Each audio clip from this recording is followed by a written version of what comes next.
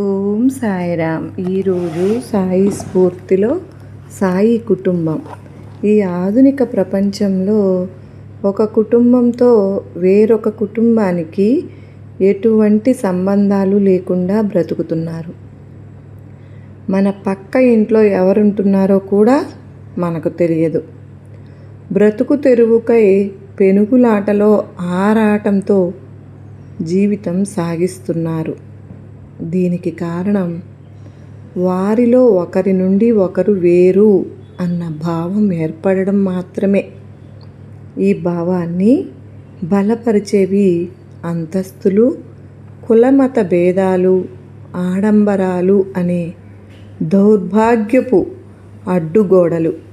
అవి మన హృదయాన్ని సంకుచితం చేస్తున్నాయి.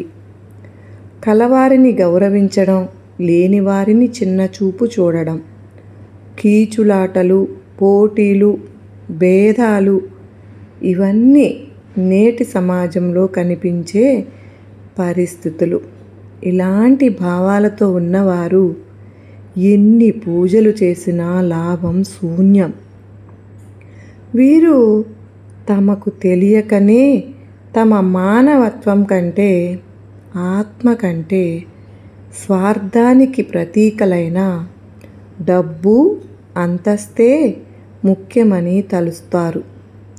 అలా కాకుండా ఈ కనిపించేదంతా మిథ్య అని గ్రహించి తోటి వారితో కలిసిమెలిసి ఉండడం భగవత్ ప్రసాదము అని తెలుసుకోవాలి.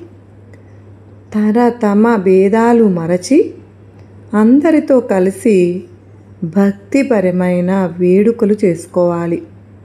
ధర్మ కార్యాలకు యథాశక్తి సహకరించాలి.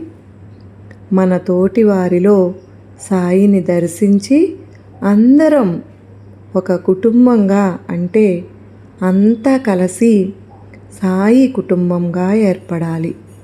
కష్ట సుఖాలు పంచుకొని ఆత్మీయంగా ఉండాలి. అందరి పట్ల సమభావం రావాలి.